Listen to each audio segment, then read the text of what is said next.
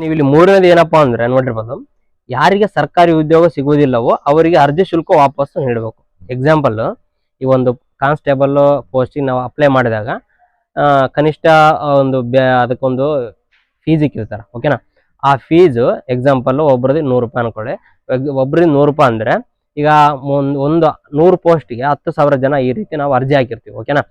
So ಯಾರ್ದು ಈಗ 100 ಜನ ಪೋಸ್ಟ್ಗೆ 100 ಜನ ಸೆಲೆಕ್ಟ್ ಆಗಿರ್ತಾರಲ್ಲ ಅವ್ರನ್ನ ಮಾತ್ರ ತಗೊಂಡು ಇನ್ನು ಉಳ್ಕಿದ್ದು ಇನ್ನು ಯಾರು ಆಗಿರಲ್ಲ ಅವ್ರಿಗೆಲ್ಲ ಹಣ ವಾಪಸ್ ಕೊಡ್ಬೇಕು ನೀವು ಅಂತ ಹೇಳಿದ್ರೆ. ಯಾಕಂದ್ರೆ ಈ ತರ ಸರ್ಕಾರಿ ಉದ್ಯೋಗಗಳಾಗಿರ್ಬೋದು, ಮಿಡ್ಲ್ ಕ್ಲಾಸ್ ಜನಗಳು ಜಗ್ಗಿ ಕಷ್ಟಪಡ್ತಿರ್ತಾರೆ, ಆ ಅರ್ಜಿ ಹಾಕಕ್ ಕೂಡ ಅಮೌಂಟ್ ಇರೋದಿಲ್ಲ. ಸೊ ಇಂಥ ವಿಷಯಗಳನ್ನು ಕೂಡ ನಾವು ಪಾರ್ಲಿಮೆಂಟ್ ಅಲ್ಲಿ ಚರ್ಚೆ ಮಾಡಿದರೆ ರಾಘವ್ ಚಡ್ಡಾ ಸರ್ ಅವರು ನಮ್ಮ ಮಿಡ್ಲ್ ಕ್ಲಾಸ್ ಜನಗಳ ಬಗ್ಗೆ ಬಹಳಷ್ಟು ಅರ್ಥ ಮಾಡ್ಕೊಂಡು ನಮ್ಮ ಪಾರ್ಲಿಮೆಂಟ್ ಅಲ್ಲಿ ಧ್ವನಿ ಎತ್ತಿದ್ದಾರೆ, ಓಕೆನಾ.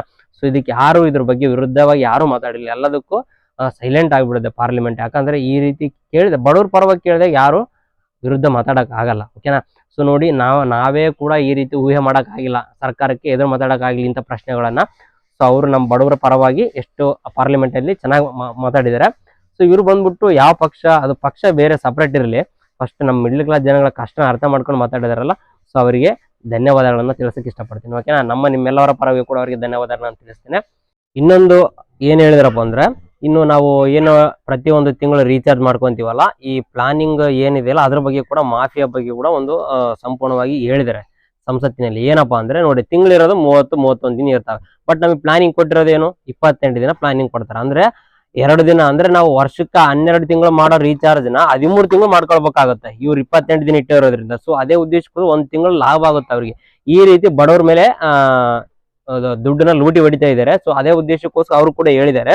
ಇನ್ನೊಂದು ಏನಪ್ಪಾ ಅಂದ್ರೆ ಇನ್ಕಮಿಂಗ್ ಕಾಲ್ ಬಗ್ಗೆ ಕೂಡ ಹೇಳಿದ್ದಾರೆ. ಈಗ ರೀಚಾರ್ಜ್ ಮುಗಿದ ತಕ್ಷಣ ಇನ್ಕಮಿಂಗ್ ಕಾಲ್ಸ್ ಬ್ಲಾಕ್ ಆಗ್ತಾ ಇದಾವೆ. ಯಾಕಂದ್ರೆ ಈ ರೀಚಾರ್ಜ್ ಮಾಡಿಸ್ತಿರ್ತೀವಿ, 1 ತಿಂಗಳು ಬಡವರಲ್ಲಿ ಅಮೌಂಟ್ ಇರಲ್ಲ. ಈ ರೀತಿ ಸಂದರ್ಭಗಳಲ್ಲಿ ಏನ್ ಮಾಡ್ಬೇಕು, ಅದೇ ಸಂದರ್ಭ ಈ ತರ ವಿಷಯಗಳಲ್ಲಿ ಏನು ಹೇಳಿದಾರೆ ಅಂದ್ರೆ 1 ವರ್ಷದವರೆಗೂ ಕೂಡ ಇನ್ಕಮಿಂಗ್ ಕಾಲ್ಸ್ ಇರಬೇಕು, ಮತ್ತೆ SMS ಅಂದ್ರೆ ಮೆಸೇಜ್ ಕಳಿಸ್ತಕ್ಕಂಥ ಒಂದು ಸೌಲಭ್ಯ ಕೂಡ ಇರಬೇಕು 1 ವರ್ಷದವರೆಗೂ ಕೂಡ ಅಂತ ಅವರು ಡಿಮ್ಯಾಂಡ್ ಮಾಡಿದ್ದಾರೆ, ಓಕೆನಾ.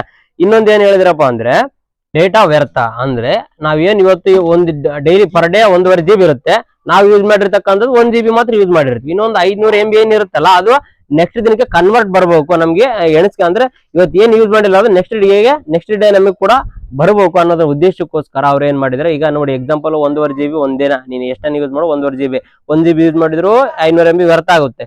ಸೊ ಈ ರೀತಿ ವ್ಯರ್ಥ ಆಗ್ಬಾರೋ, ಅದು ನಮಗೆ ನೆಕ್ಸ್ಟ್ ದಿನ ಕನ್ವರ್ಟ್ ಆಗ್ಬೇಕು, ಅಂದ್ರೆ ಆ GB ನಮಗೆ ಕನ್ವರ್ಟ್ ಆಗ್ಬೇಕು ಮುಂದಿನ ದಿನಗಳಲ್ಲಿ ನಮ್ಮ ಉಪಯೋಗಕ್ಕೆ ಅಂತ ಹೇಳಿ ಅದನ್ನು ಕೂಡ ಹೇಳಿದ್ರೆ. ನಾವು ಎಷ್ಟು ಇದನ್ನ ನೋಡಿ, ಈಗ ಎಕ್ಸಾಂಪಲ್ ಬರೀ ಅವರು ವಿಡಿಯೋ ನೋಡೋಕು ಬರಲ್ಲ, ಫೇಸ್ಬುಕ್ ಸೋಷಿಯಲ್ ಮೀಡಿಯಾ ಏನು ಯೂಸ್ ಮಾಡ್ತಿರಲ್ಲ, ಓನ್ಲಿ ಅವ್ರು ಇನ್ಕಮಿಂಗ್ ಕಾಲ್ಸ್ ಇರುತ್ತೆ, ಅದಕ್ಕೋಸ್ಕರ ಅವರು 300 ರೂಪಾಯಿನೂ ಹಾಕ್ಲೇಬೇಕು ಡಾಟಾ ಯೂಸ್ಗೆ, ಓಕೆನಾ. ಇದನ್ನು ಕೂಡ ಅವರು ಎಕ್ಸ್ಪ್ಲೇನ್ ಮಾಡಿದ್ರೆ. ರೀಚಾರ್ಜ್ ಮಾಫಿ ನೋಡಿ, ಇದಿಷ್ಟು ನಮಗೆ ಗೊತ್ತಿತ್ತು, ಬಟ್ ಇದ್ರ ಬಗ್ಗೆ ಪ್ರಶ್ನೆ ಮಾಡತಕ್ಕಂತ ವ್ಯಕ್ತಿಗಳು ಯಾರು ಇದ್ದಿಲ್ಲ. ಸೊ ಇಡೀ ಇವತ್ತು ದೇಶವ ತಿರುಗಿ ನೋಡುವಂತೆ ನಮ್ಮ ರಾಘವ್ ಚಡ್ಡಾ ಅವರು ಮಾತಾಡಿದ್ದಾರೆ.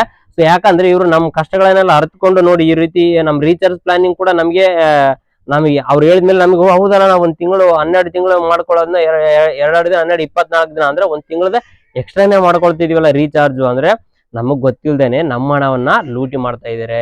ಈ ಜಿಯೋ ಆಗಿರ್ಬೋದು, ಏರ್ಟೆಲ್ ಆಗಿರ್ಬೋದು, ಇನ್ನು ಬೇರೆ ಬೇರೆ ಏನೇ ಇದಾವಲ್ಲ ಎಲ್ಲಾ ಸಿಮ್ ಸಂಸ್ಥೆಗಳು ಕೂಡ ನಮ್ಗೆ ಈ ರೀತಿ ಮೋಸ ಮಾಡ್ತಾ ಇದಾವೆ ಅಂತ ಹೇಳಿ, ಜನಗಳಿಗೆ ಮೋಸ ಮಾಡ್ತಾ ಇದಾವೆ ಅಂತ ಹೇಳಿ ನಾವು ಸಂಸತ್ತಿನಲ್ಲಿ ನಮ್ಮ ಬಗ್ಗೆ ಮಾತಾಡಿದ್ದಾರೆ, ಓಕೆನಾ. ಇದಿಷ್ಟು ಈ ರಾಘವ್ ಚಡ್ಡಾ ಅವರು ಏನ್ ಹೇಳಿದಾರಲ್ಲ ಇದ್ರ ಬಗ್ಗೆ ಸಂಪೂರ್ಣವಾಗಿ ನಿಮ್ಗೆ ತಿಳಿಸ್ಕೊಟ್ಟಿದ್ದೀನಿ. ವಿಡಿಯೋ ಎಷ್ಟಾಗಿರುತ್ತೆ ಅನ್ಕೊಂತೀನಿ. ದಯವಿಟ್ಟು ವಿಡಿಯೋ ಇಷ್ಟ ಇದ್ರೆ ವಿಡಿಯೋಗೊಂದು ಲೈಕ್ ಮಾಡಿ, ಮರದ ನಮ್ಮ ಪೇಜ್ಗೆ ಫಾಲೋ ಮಾಡಿ. ಧನ್ಯವಾದಗಳು.